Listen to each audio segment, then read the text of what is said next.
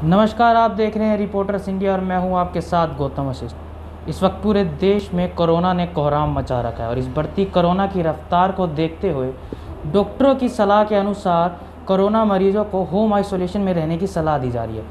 लेकिन कोरोना मरीज जो है होम आइसोलेशन में तो रह रहे हैं, लेकिन उनके मन में कई ढेर सारे सवाल है कि खुद को होम आइसोलेट करते हुए क्या कुछ सावधानियां बरतनी चाहिए और परिवार वालों को क्या कुछ सावधानियां बरतनी चाहिए। इसी कड़ी में हमारे साथ मौजूद डॉक्टर नरेश हैं। इनसे जानेंगे कि होम क्वारंटाइन में रहते हुए जो लोगों के मन में कई ढेर सारे सवाल है, किस तरीके से कोरोना से घर में रहकर बचा जा सकता है। सर, सबसे पहले तो स्वागत है आपका रिपोर्ट सुनने। थैंक यू गौतम, और आपके माध्यम से मैं आपके दर्शकों को नमस्कार करता हूँ जी। सर, होम आइसोलेशन में रह रहे लोग जो है, मरीज जो है, किस तरीके से अपने आप को गाइडलाइन प्रॉपर उनके लिए हो। देखिए, बहुत ही एक ऐसा सवाल है जो बड़ा कॉमनली लोगों के मन में रहता है और इसलिए हम इस पर ज़रूर चर्चा करेंगे। देखिए, होम आइसोलेशन का मतलब ये है कि जब कभी या तो आपको कोरोना का टेस्ट पॉजिटिव आ गया और आपके अंदर सिम्टम्स माइल्ड हैं या एसिम्प्टोमेटिक है, एक कंडीशन तो ये है। दूसरी कंडीशन क्या है कि आप किसी कोरोना पेशेंट के संपर्क में आए हैं और उस सिचुएशन में भी आप होम आइसोलेशन में जाते हैं।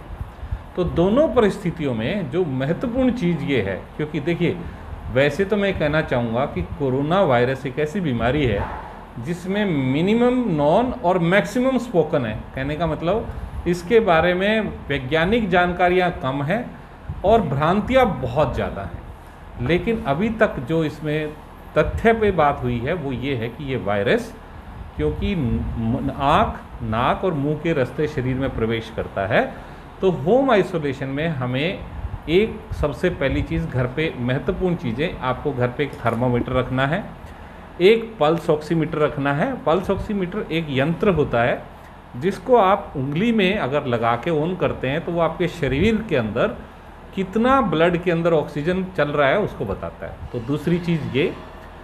तीसरी चीज़, आपको कुछ जैसे दवाइयाँ जो हम रूटीन में वैसे एक इम्यूनिटी बूस्टर कह लीजिए या वैसे शरीर के अंदर जो न्यूट्रिएंट्स की रिक्वायरमेंट के लिए देते हैं, तो वो कुछ मेडिसिन हैं, जैसे जिंक की टैबलेट होती है, जैसे विटामिन डी होता है, कैल्शियम होता है, बी कॉम्प्लेक्स होता है। तो दूसरी चीज़ ये। और तीसरी चीज़, पौष्टिक और घर का बना हुआ आहार जो आसानी से पच सके।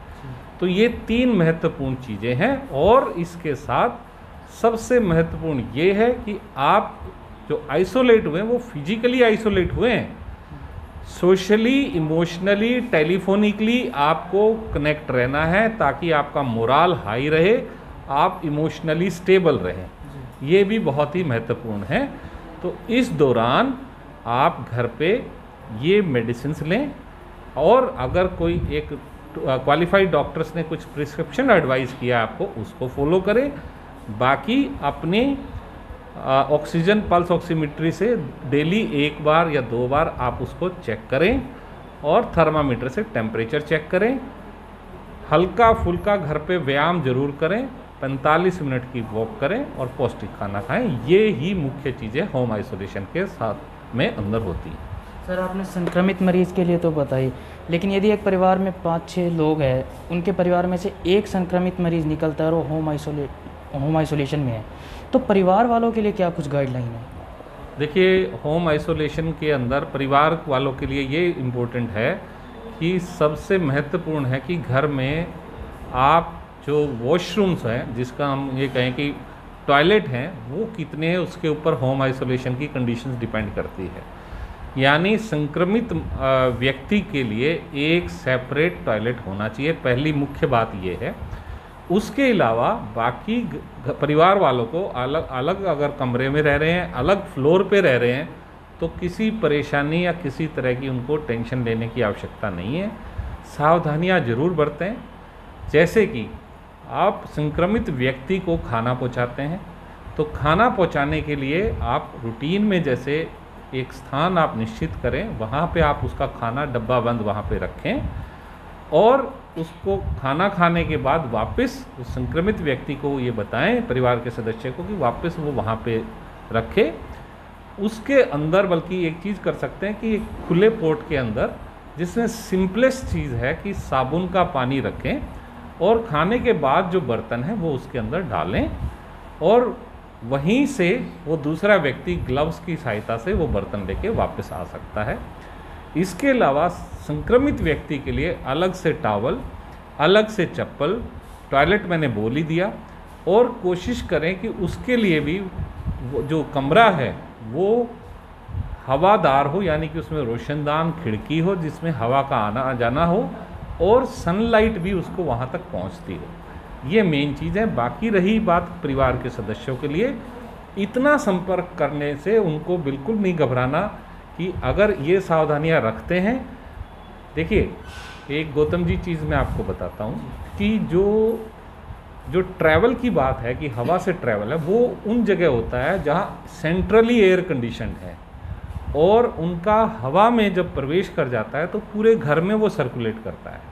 पर जब अलग अलग हमारे घरों में एसी यूनिट्स होती हैं, अगर एयर कंडीशनड है या अदरवाइज़ वहाँ का एयर सर्कुलेशन अलग है, तो ऐसी परिस्थिति में घर वालों को परेशान या घबराने की आवश्यकता नहीं है। सर एक और सवाल है, यदि कोई व्यक्ति होम क्वारंटाइन में है तो ज़्यादा से ज़्यादा देखा गया है सर, हॉस्पिटलों से ज़्यादा होम क्वारंटाइन में रह रहे लोग जो है कोरोना से जंग जीत रहे हैं, क्या कारण सर? डेफिनेटली देखिए, ये मैं लकीली कहूँगा कि एक हेल्थ केयर वर्कर होने की वजह से मैं इस चीज़ में थोड़ा सा रिलैक्सेशन भी फील करता हूँ कि हमारे जो कोरोना वॉरियर साथी हैं, डॉक्टर्स हैं जो कोविड के लिए लगातार काम कर रहे हैं, उनके लिए कहीं ना कहीं ये राहत की बात है। क्योंकि कोविड का जिस तरह से प्रकोप हमारे देश में पनपा था, उससे जो हेल्थ केयर यूनिट्स थी हमारी वो सफिशिएंट नहीं थी नंबर में।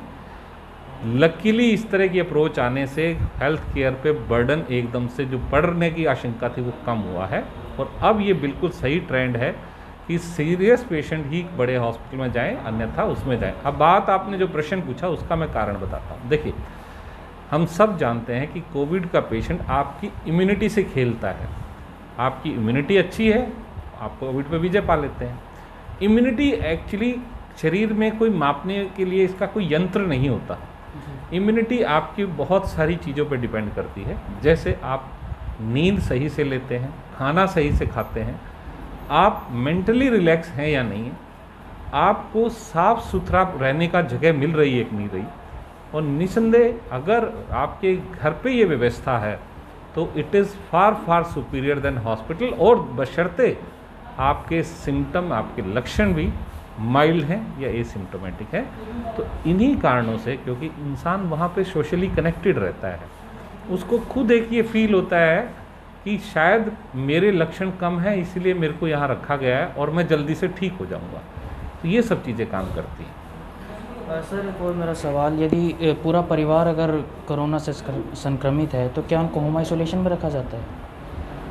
देखिए, क्या रहता है कि अगर कहीं पे एक फैमिली है, मान के चले 5 जनों की, 6 जनों की फैमिली पूरी है, उस कंडीशन में सबसे पहला प्रश्न ये आएगा कि उनके खाने पीने की देखभाल कौन करेगा।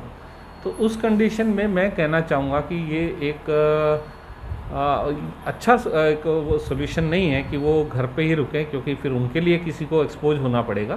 तो इनके लिए मैं ये कहूँगा, आज छोटी छोटी यूनिट्स भी हैं, गेस्ट हाउसेस भी बने हुए हैं, छोटे छोटे और यूनिट्स भी हैं जो कोरोना पेशेंट्स को घर की तरह देखभाल करती हैं, घर की तरह ही उनको खाना पीना और इस तरह का करते हैं। तो ये व्यवस्था उन लोगों के लिए ठीक रहेगी, बजाय कि वो खुद करें, क्योंकि ऐसे में आप अपना वायरल लोड उनके साथ शेयर कर रहे हो सकता है कि घर में किसी की इम्यूनिटी कम हो तो उसके ऊपर इसके दुष्प्रभाव आ सकते हैं। जी सर, मेरा एक आखिरी सवाल ये है कि जब कोरोना आया था तो कोरोना के साथ साथ ये भी आया गया था कि N95 मास्क जो है आपको कोरोना से बचा सकता है, लेकिन कुछ समय बाद केंद्र सरकार ने एडवाइजरी जारी करी जिसमें साफ तौर से कहा कि N95 से कोरोना को नहीं जीता जा सकता। इस पे क्या कहें?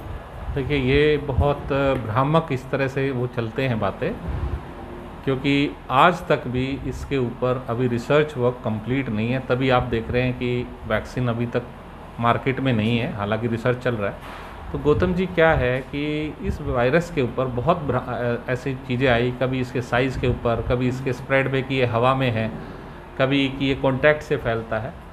तो N95 का मतलब जो मैं आपको बताता हूँ, 95 शब्द का मतलब ये है कि ये आपको 95% तक प्रोटेक्शन देता है किसी भी तरह के माइक्रो ऑर्गेनिज्म जो वायरस, बैक्टीरिया या और पॉल्यूटेंट है एयर में। 100% N95 भी एश्योर नहीं करता है, पहली चीज़। दूसरी चीज़ जो गवर्नमेंट ने आप जो बताना चाह रहे हैं उसमें मैं एक चीज़ उसमें ऐड करना चाहूँगा कि गवर्नमेंट ने ऐसा कभी नहीं कहा था कि N95 बिल्कुल बेकार है। N95 जी, कोरोना के बारे में गवर्नमेंट ने ये गाइडलाइन दिया था कि N95 जिसके अंदर एक यहाँ पे आपने देखा व्हील टाइप का लगा रहता है, वो अगर लगा रहता है तो वो पब्लिक प्लेसेस पे वो बैन कर दिया था। क्यों? क्योंकि जिसने उसको पहना है उसके लिए तो वो ठीक है, लेकिन अगर पर चांस वो खुद इन्फेक्टेड मरीज़ है तो वो अपनी एयर बाहर वातावरण में भेज रहा है। इसलिए ऐसे मास्क N95 मास्क जिसमें यहाँ पे व्हील लगा हुआ है वो पब्लिक प्लेसेस के लिए बैन किए थे, नंबर 1 बात। नंबर 2 बात उन्होंने इसलिए बैन किए थे कि N95 मास्क आज तक जो मास्क हैं उनमें सबसे ज़्यादा इफ़ेक्टिव मास्क है इसकी प्रोटेक्शन के लिए। और उसका अननेसेसरी, देखिए कोई चीज़, अच्छी चीज़ का भी बहुतायत में प्रयोग नुकसानदेह होता है, क्योंकि वो कहीं किसी के लिए ज़रूरत में अवेलेबल ना हो सके, ये उसके रिजल्ट हो सकते हैं, परिणाम हो सकते हैं। इसलिए गवर्नमेंट ने कहा था कि ये मास्क पब्लिक अपने यूज़ में ज़्यादा ना लें, क्योंकि वो हेल्थ केयर वर्कर्स के काम आएंगे। तो आम पब्लिक में, जैसे कोई रूटीन में मार्केट में जा रहा है या घर में गली में टहल रहा है, उसके लिए साधारण कपड़े के मास्क डबल फोल्ड के, ट्रिपल फोल्ड के घर पे बने हुए या और अन्य मास्क जो हैं वो मार्केट में उपलब्ध हैं, और वो उसको N95 नहीं इस्तेमाल करना चाहिए, क्योंकि इसके इस्तेमाल के लिए और भी कुछ सावधानियां होती हैं जो हेल्थ केयर वर्कर तक लोगों को ज़्यादा पता होते हैं। तो ये कारण था गौतम जी। बहुत बहुत शुक्रिया सर। तो ये थे डॉक्टर नरेश जिन्होंने बताया कि होम क्वारंटाइन में रह रहे लोगों को घबराने की ज़रूरत नहीं है। तमाम सावधानियां इन्होंने बताई, तमाम सावधानियां बरते, घर पे ही रहे। आपके मन में अगर कोई सवाल हो तो हमें कमेंट करके ज़रूर बताइए और देखते रहिए रिपोर्टर्स इंडिया। नमस्कार।